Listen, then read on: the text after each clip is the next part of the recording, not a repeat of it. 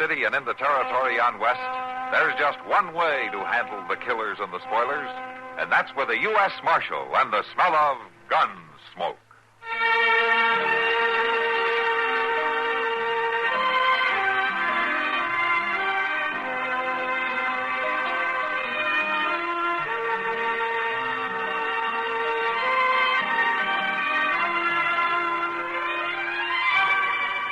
Gunsmoke, starring William Conrad. The story of the violence that moved west with young America. And the story of a man who moved with it. I'm that man. Matt Dillon, United States Marshal. The first man they look for and the last they want to meet. It's a chancy job, and it makes a man watchful. And a little lonely.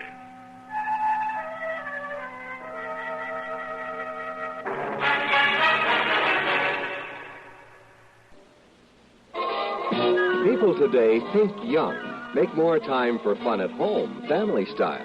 This is the life for Pepsi-Cola. Light, bracing, clean-tasting Pepsi. So think young. Say, Pepsi, please. So go ahead and fix a drink that lets you drink young as you think. Yes, get the right one, the modern light one. Now it's Pepsi for those who think young.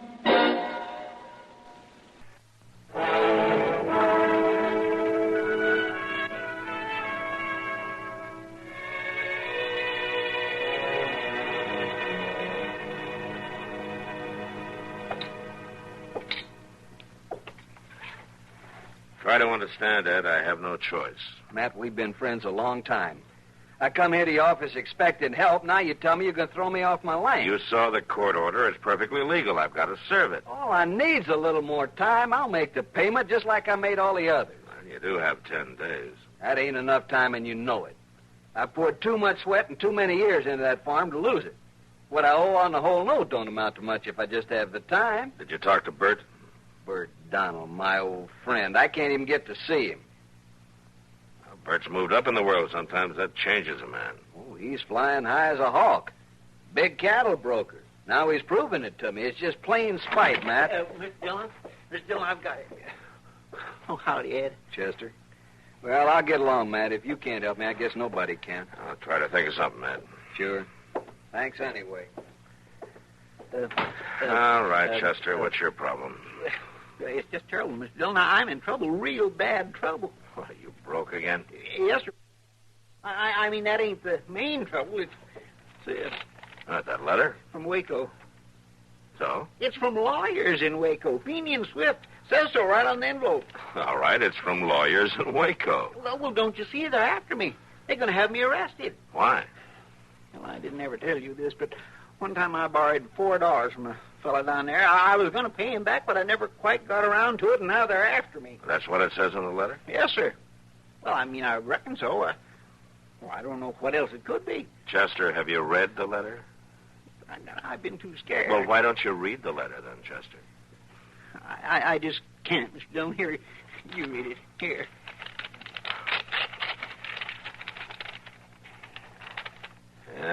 Mr. Chester Wesley Proudfoot, dear sir. Chester, will you take your hands away from your ears? Well... Dear sir, we regretfully inform you of the demise of your cousin, Clarence Webley Proudfoot. Demise? That means he died, Chester. Oh, Please be advised that I never did like him much. Said Mr. Proudfoot. What? What, Mr. Dillon? Please be advised that probate of the will of said Mr. Proudfoot has disclosed a bequest in your behalf in the sum of $368.63. What? A cashier's check in this amount will be forwarded to you shortly. Ah! Well, what's the matter, Chester? Well, now that's a mighty puny joke to play on a man sending that kind of letter. Well, it's no joke. You've inherited $368.63.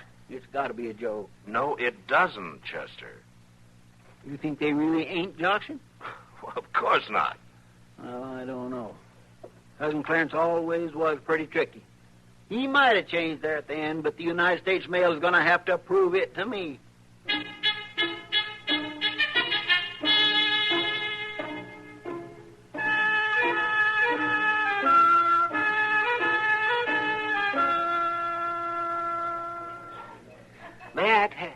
Has Chester taken up permanent residence down at the stage depot? From the looks of the office, you'd think so, Doc. If that check from Waco doesn't get here soon, you're going to have 2 more patients on your hands.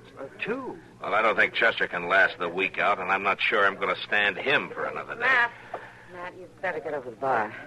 Why, Kitty? What's the trouble? Ed Grimes. He's there with Bert Donald.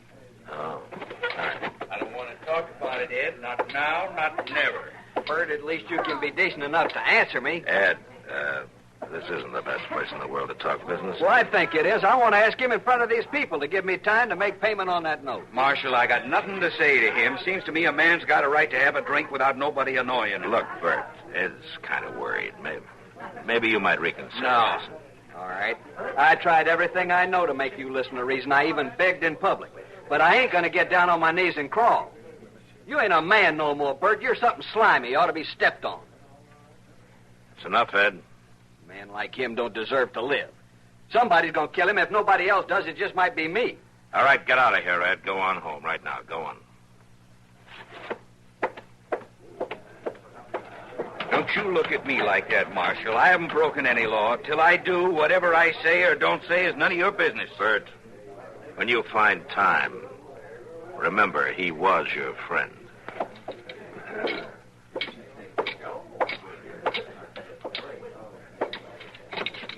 I just can't figure out what's happened to Bert. Matt, aren't there any legal steps that you can take? I'm not a lawyer, Doc.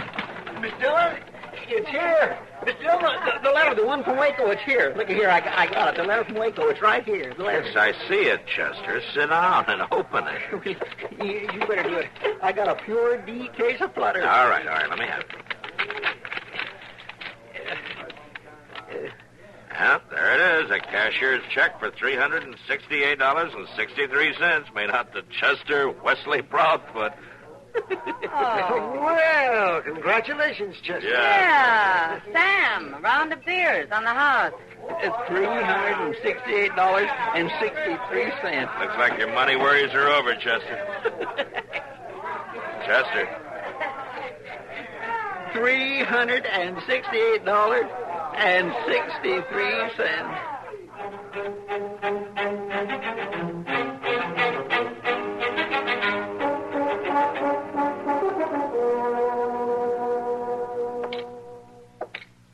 Chester, I don't hear any broom noises. Chester? Chester. White. What? White. The house I'm going to build, it'll be white with a red barn. Oh, I see. It ain't easy deciding what color to paint your house. But now you're sure. Oh, yes, sir. And I decided to get me an all-black suit and an all-black horse. I think I'd look good in all black, don't you, Mr. Dillon? Kindly dignified like. Well, I think that's the right word. Yeah, dignified. And a man with a black suit ought to have a black hat, too. Reckon I'll have to buy me a new hat. Chester, I'm happy about your money, and I want you to enjoy every penny of it, but you ought to slow down a little. This house you're talking about, the house alone is going to cost you more than you have. More than $368.63? I'm afraid so, Chester. Well, then, by jing, I know what I'll do. I'll just go over at the Long Branch. Well, I know I shouldn't ask this, but why are you going over to the Long Branch? Why? Now I got enough money to play in a big poker game. Only reason I never won before was I didn't have enough stake. Now I can run that Waco money into the thousands, maybe more. That's what I thought. Get your hat. You coming with me at the Long Branch? No, you're coming with me, Chester, to the bank. You're going to leave your money with Mr. Bodkin, and it's going to stay there. Now, Mr. Let's Dillon. go.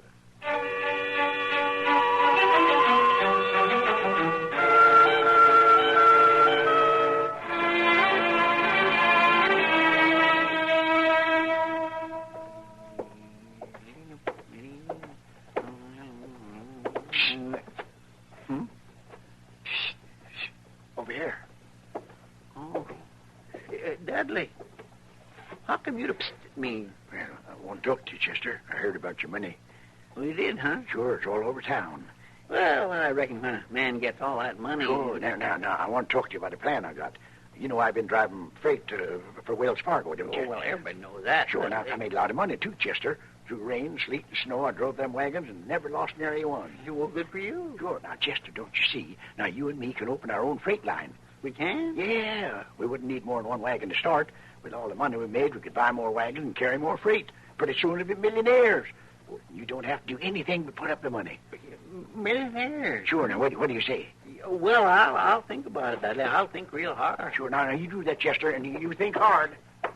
The Chester Wesley Proudfoot Freight Line.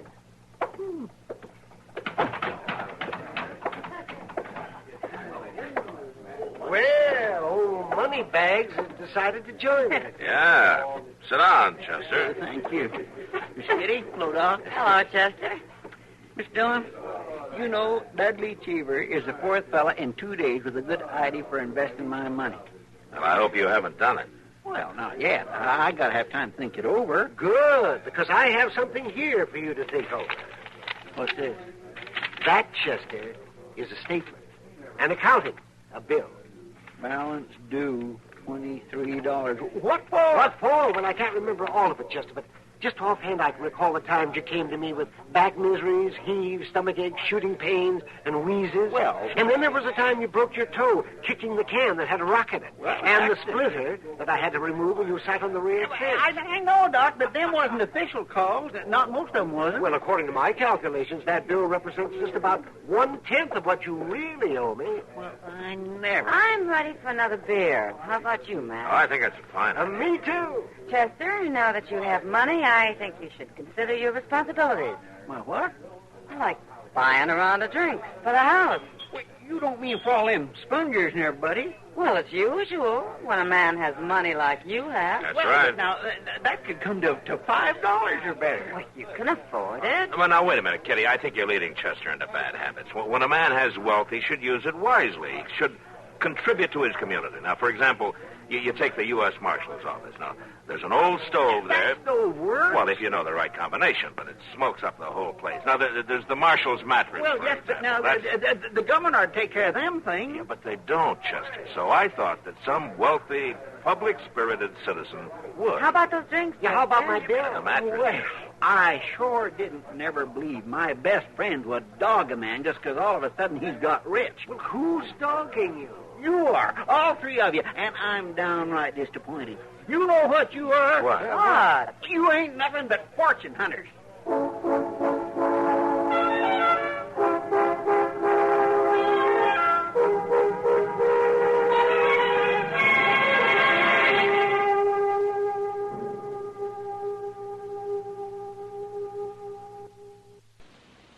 Radio Free Europe is the effective truth weapon of the free world.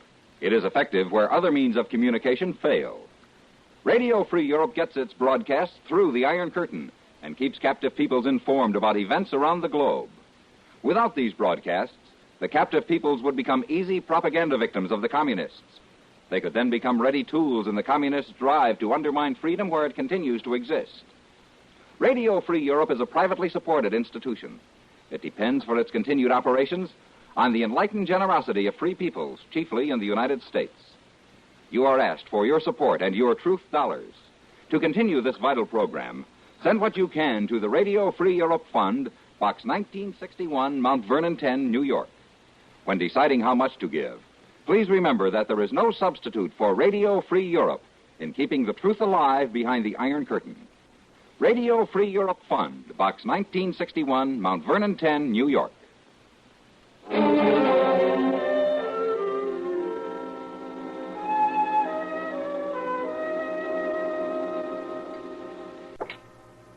Chester? Chester? Chester, what are you doing sitting back here in the cell? Resting my eyes. Well, the light in the office isn't all that bright. Now, come on, let's fix some coffee, huh? I ain't thirsty. Well, you mind if I join you here? It's a free jail. Ah, thank you. Thank you. You still mad at us? Oh, I ain't mad exactly. It's just that when a man's got business problems like I got and they keep weighing on him, a man don't expect his best friends to keep picking and nagging at him. No, I suppose not. Miss Dillon, it ain't easy to be rich. I don't want to go around being show-offy and stuck up, but like Miss Kitty says, I got responsibility. Chester, Doc and Kitty and I are interested in just two things: that you use your money wisely and that somebody doesn't cheat you out of it. Oh, but you talk like a little bitty old baby. No, but you must admit that you haven't had this kind of a money problem before. Usually it's the other way around. How to get it instead of what to do with it. Okay. Now, how about some coffee? Huh? Well, I reckon maybe I have thirsted up some. Good. Come on. Marshal? Oh, hello, Bert. Marshal, I want you to arrest Ed Grimes. Huh? Why? He tried to kill me. I was driving home from town. He bushwhacked me. Put a bullet right through my hat. Another inch and I wouldn't be here, and I want him arrested. What makes you so sure it was Ed Grimes? Did you see him? Well, no, I just seen a man ride off, but Ed's the only one that'd want to kill me. You heard him say he would. Where'd all this happen? Turner's Crossing. All right, I'll look into it. Looking ain't enough. I want him in jail now. I said I'd look into it, I Bert. don't like the way you handle your job. I got a right to protection. Why don't you go find another marshal somewhere? Maybe you'll like him better than... You can't get away with this, Marshal. I'll tell everybody in Dodge. Fine, you go tell him. I will, right now. I reckon everybody's got problems. Yeah, I guess they have.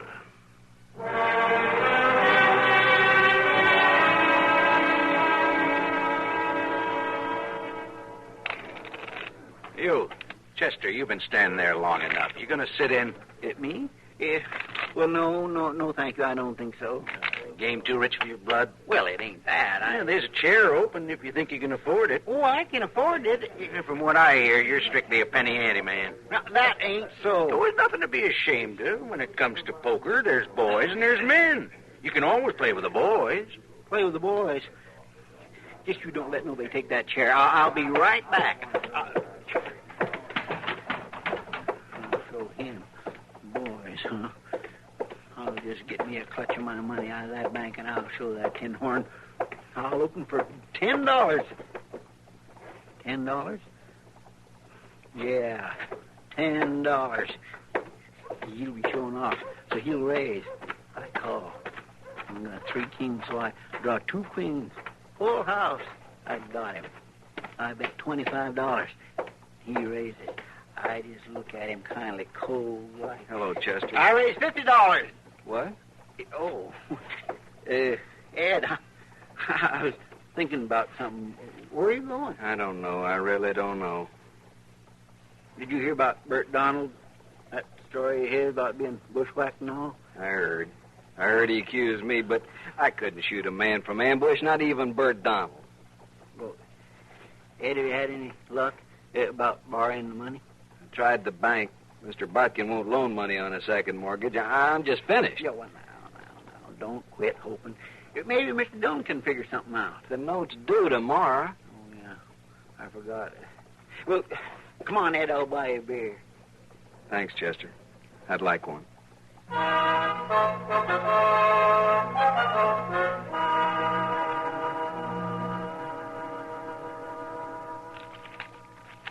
$330, $40, $50. All right, Bert, you just mark that note paid in full, and I'll give it to Ed. Where'd he get the money? Rob the bank? Never mind. You got paid, and I'll sign it and get out. I'll sign it.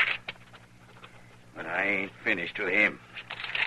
It's still a matter of him trying to kill me. How do you take me for a fool, Bert? What do you mean? That hat of yours with a bullet hole. Well, what about There it? were powder burns on the hat. I seen him. It'd have been pretty hard for a man to miss you if he were close enough to cause powder burns. Well, he did. You did the shooting, Bert. You took your hat off and you shot a hole in it, and you were too stupid to back away. It was Grimes. You say so, I think different. Now, you got your money, go buy yourself a new hat. Dillon, I'll see to Bert, it. I'm getting real tired of you. Get out of here and stay away from Ed Grimes, or I'm going to break you in two.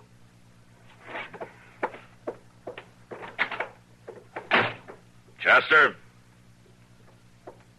Yes, sir. Didn't you tell me Mr. Botkin refused to give Ed a second mortgage? Yes, sir. Why did he change his mind? Well, that kindly puzzled me. I've been wondering about something else, too. Yes, sir. Why is your bank balance down to $18.63?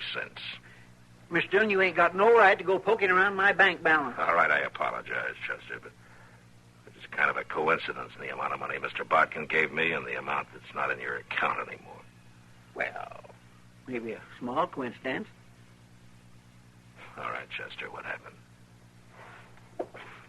Well, I had a talk with Mr. Botkin, a financial talk, and I underwrit the loan. You what? Underwrit. I told Mr. Botkin to take my $350 and keep it till Ed could pay off the balance he owed. That way I don't have to worry about spending it. Well, what happens when Ed pays the bank and the money goes back in your account? Oh, I got that all worked out. Mr. Botkin's going to allow me to have $10 a month. I figure I can handle that much without all them tycoon worries. I think you can, if you're careful. Miss Dillon, I reckon I just wasn't cut out to be real rich. I get squirmy, and I don't trust people. You think Cousin Clarence was banking on that? He was pretty mean. Forget Cousin Clarence. Come on, I'll buy you a beer. And you ain't mad at me for what I done? No, Chester. I'm not mad at you.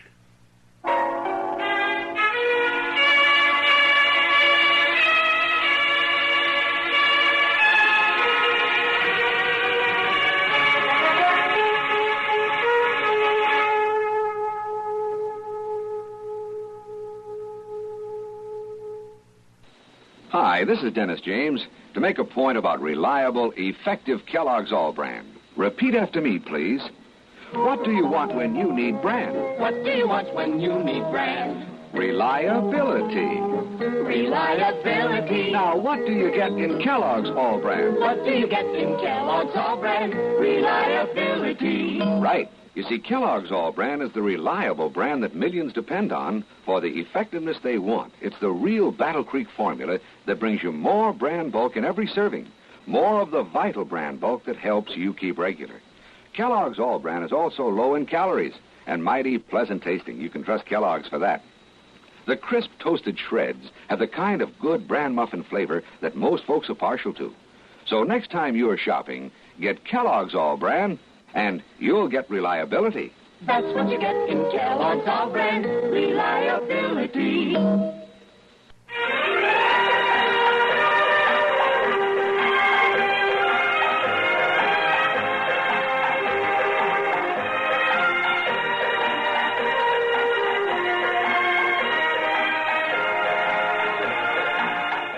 Gunsmoke.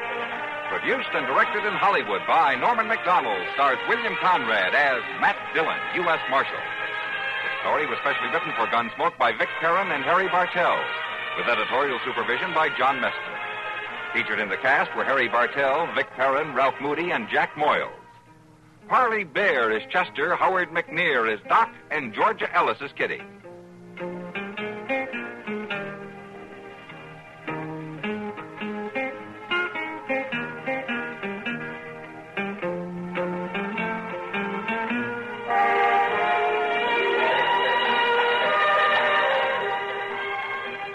This is George Walsh inviting you to join us again next week when CBS Radio presents another story on Gunsmoke.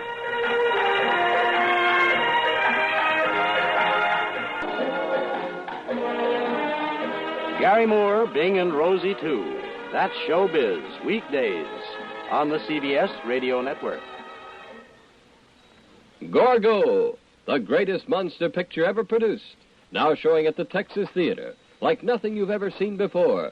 Gorgo, the gigantic prehistoric monster from the ocean depths. This is the big one, Gorgo, now showing at the Texas Theater in Oak Cliff. You're in tune with KRLD, AM and FM in Dallas. Stay tuned now for The World Tonight on CBS. You've been listening to the OTR Gold Network. Find more classic radio at otrgold.com.